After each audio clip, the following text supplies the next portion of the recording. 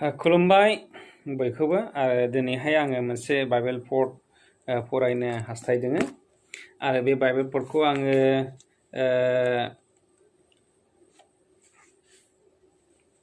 जेसाया नाबिनि 100 number 100 अध्यायनि 1-2 पद बे मोननै पदनिफ्राय आं फरायनो हास्थायदों।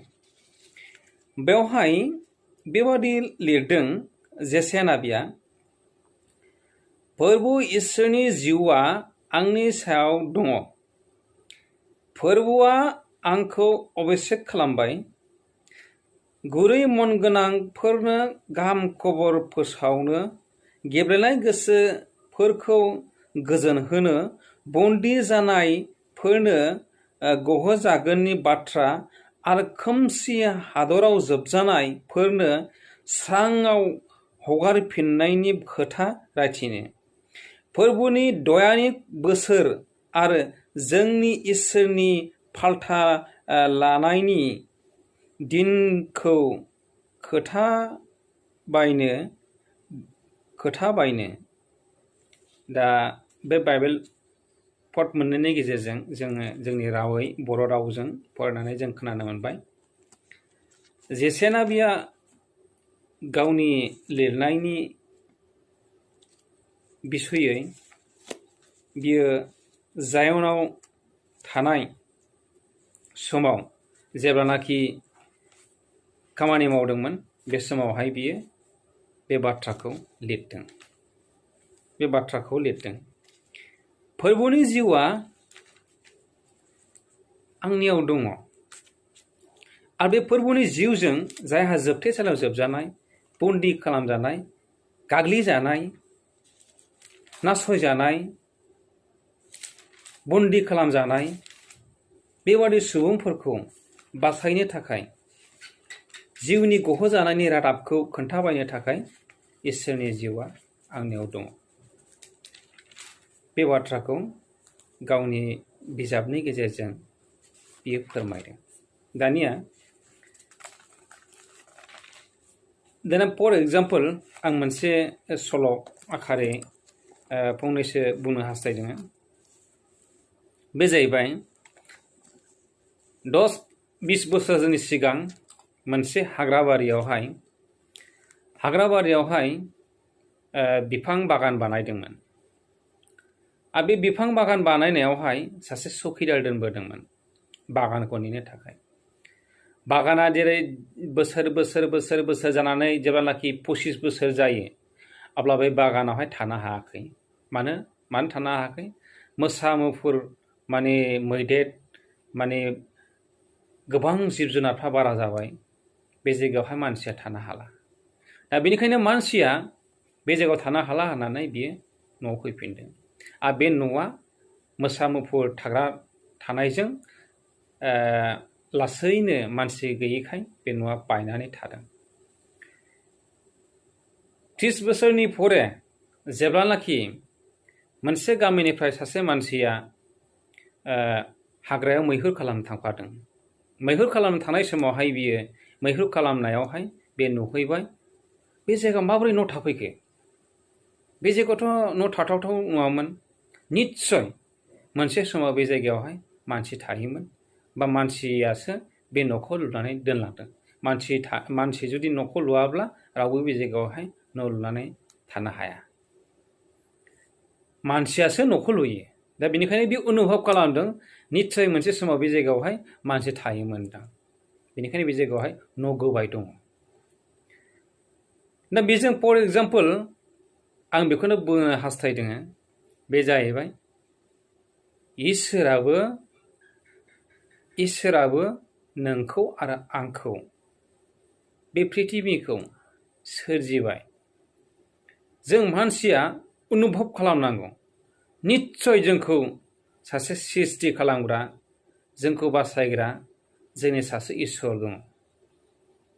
बेखौ जों अनुभब खालामनो हायो। जेरै बागान गेजेरावहाय मानसिजों लुजायाब्ला न'आ थाया, गोबाय गिजिब्लाबो।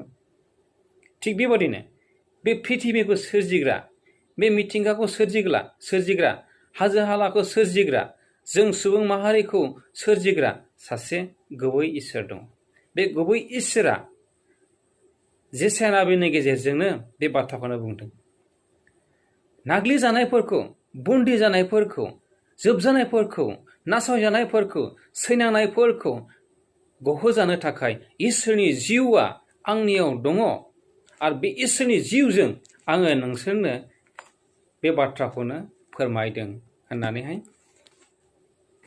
जेसाया नाबिया बुंदों।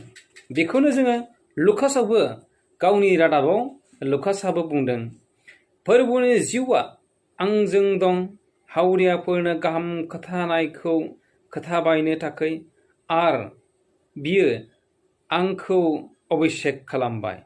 बियो जोबजानायफोरखौ गनायखौ आरो खानाफोरनो नुनो मोनफिननायखौ खोथानो, नाग्लिजानायफोरखौ गहोनो आरो फोरबोनि हामजानाय बोथोरखौ खोथानो थाखाय आंखौ थिनहरबाय।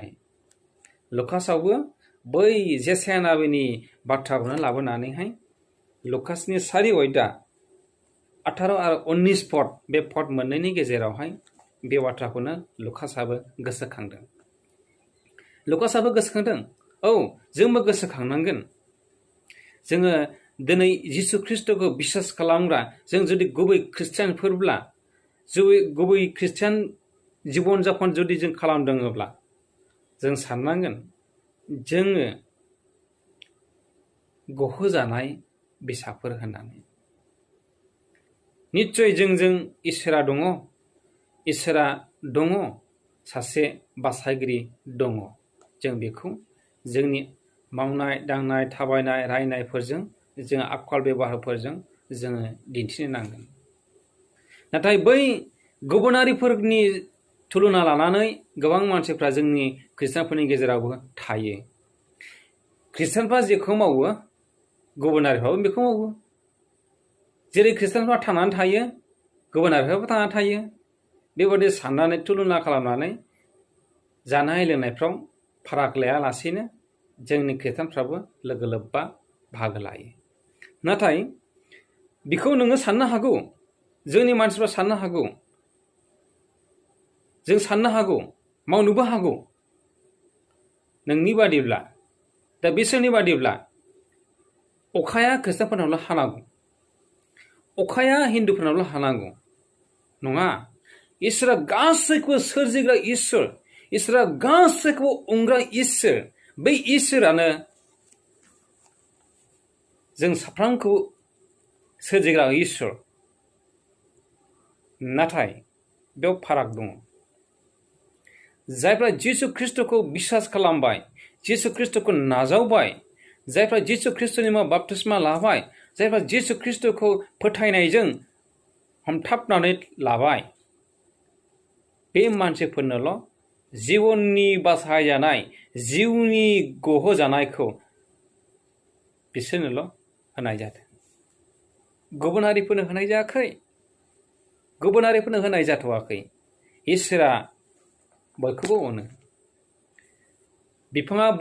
बिफाङा जेरै माने थांनानै थायो, गावनि सम आरो बोथोरफोर, गावनि बैसोआरि बे थांना थायो बादि, नाथाय